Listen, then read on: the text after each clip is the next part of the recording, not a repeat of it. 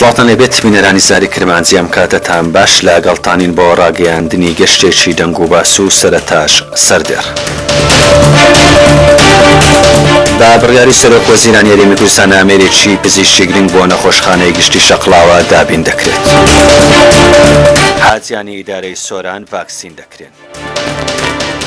لە کابینەی نوێم 122 قوتابخانە کەوتونەتە واری جێبەجێکردن.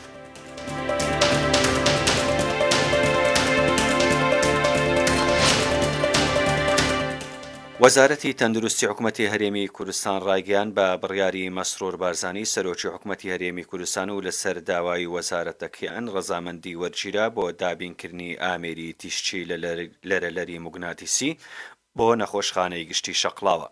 لە ڕاگەیەندراوەکەی وەزارەتی تەندروستیدا هاتووە ئامانج لە دابینکردنی ئامێرەکە بۆ نەخۆشخانەی گشتی شەقڵاوە کەمکردنەوەی ڕۆتین لەسەر هاوڵاتیان و بەرەو پێشبردننی خزمەتگوزاری پزیشکە بۆ دەڤەرەکە.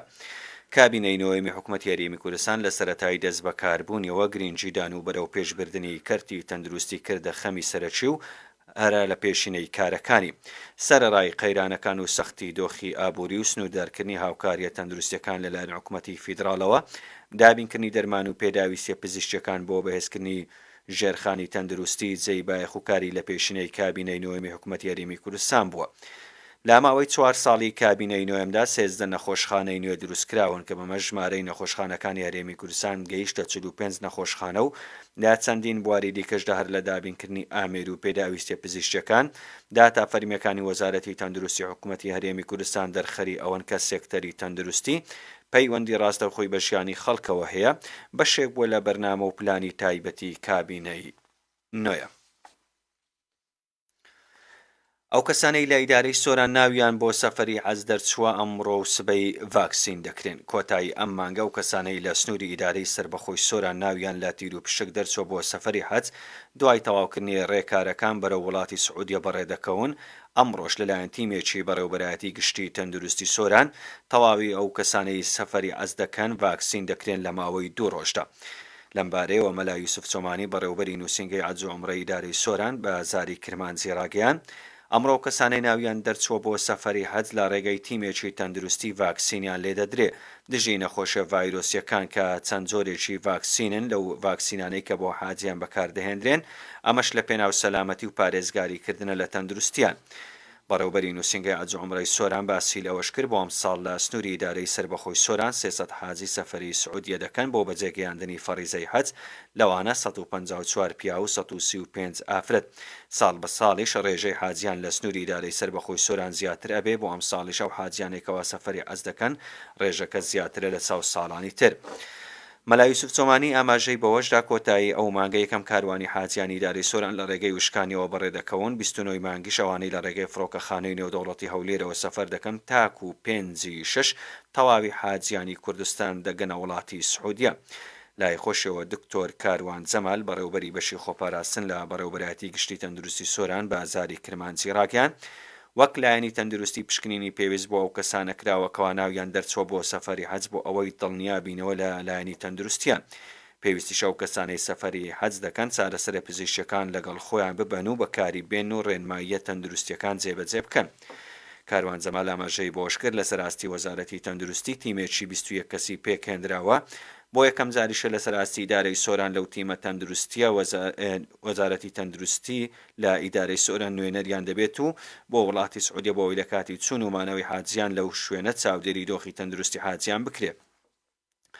سەرۆکی حکوومەتی هەرێمی کوردستانیش 3 ملیار دینار دەرخان کردووەکو پاڵپشتی بۆ ئەو کەسانەی دەچنە وڵاتی سعودیە بۆ بەجێگەیاندنی فەریزەی حەج وەزارەتی ئەوقاف و کاروباری ئاینی و بەڕێوەبەرایەتی گشتی حەج و عومرەی هەرێمی کوردستانیش ڕاست پێردراون بە باشترین شێوە خزمەتی حاجیان بکرێت لە ڕووی چوون و هاتنەوە و خواردن و شوێنی مانەوەیان. نوێترین ئاماری بارانبارینی سنووری ئیدارەی سربەخۆی سۆران کە لە ماوەی 24 کاتژمێری ڕابردوو باریوە و تێکڕای بارانبارینی ئەم ساڵیش بەپێی ئەو ئامارەی دەستزاری کرمانجی کەوتووە لە بەڕێوەبەرایەتی گشتی کشتتوکاڵی سۆرانەوە مەغبی لە مزوری لە هۆبەی کەشناسی ڕایگەیان لە 24 کاتژمێری ڕابردوو زۆرترین بارانبارین لە سنووری ئیدارەی سربەخۆی سۆران لە قەزای ناوەندی سۆران باریەوە و کەمترینیشی لە قەزای مێرگە سۆر بووە. ئاماری بارانبارین بەم جۆرە بووە لە خەلیفان 1.4 ملیم باریوە لە سۆران 5.5 لە ڕەواندزی 1.6 لە چۆمان 5 ملیم لە سیدەکان 4.5 ملیم لە مێرگە سۆر 1.5 هەروە لە بەرزێوەش 4.5 تێکڕای بارانبارینیش بە شێوێکی گشتی لە تەواوی قەزاکانی سنووری ئیدارەی سربەخۆی سۆران 1000 ملیمی تێپەڕاندووە و مێرگە سۆریش لەو ژمارە لە هەمووان لە پێشدەکە 2416 ملیم بارانی لێباریوە. لا کابینەی نوێم زیاتر لە 122 قوتابخانە کەوتونەتە واری جێبەجێکردن. ئالان ئامەسعید وەزیری پەروەردەی حکوومەتی هەرێمی کوردستان ڕایگەیاند لا کابینەی نوێمی حکوومەتی هەرێمی کوردستان زیاتر لە 122 قوتابخانە کەوتونەتە واری جێبەجێکردن. ئەو قوتابخانانە زیاتر لە نوێ دروستکردن و هەروە نۆشنکردنەوەی قوتابخانەکانە. گوتیشی دیان قوتابخانەی دیکەش لەم و پارێزگاکانی کوردستان کاریان تێدا ئەکرێت بۆ ئەوەی بخرێنە خزمەتی پرۆسەی پەروەردە و فێرکردن با پاڵپشتی کابینەی نوێمی حکوومەتی هەرێمی کوردستان. لا هێرشێکی داعش فەرماندەیەکی فەوز و 4 سەرباز کوژران. شەوی ڕابردوو چەکدارانی داعش لە گوندێکی سنووری نێوان هەردوو پارێزگای دیالە و سەلاحدین پەلاماری خاڵێکی سوپای عراقیاندا و بەو هۆیەوە فەرماندەی فەوز و 4 سەربازی عراقی کوژران. هێرشەکە بۆ سەرخاڵێکی هێزەکانی فەوجی دووی سەر بە لیوای نۆتویەکی پیادەی سوپای عراقی بووە لە نزیک گوندی شێخ محەممەد سەر بە شارۆچکەوی دوور لە نزیک پارێزگای سەلاحدین. لە ئەنجامی هێرشەکەدا فەرماندەی فەوجەکە بە ناوی عەقید ڕۆکن خالید ناجی و 4 سەربازی تر کوژراون و هەروە 8 سەربازی دیکەش بریندار بوونە.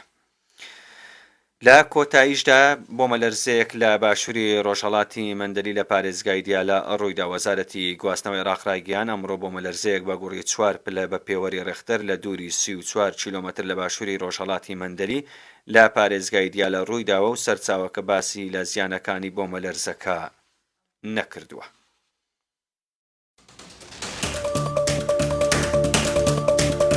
گەشتی هەواڵەکان لە زاری کرمانجی پێشکەشکرا کاتێک شات.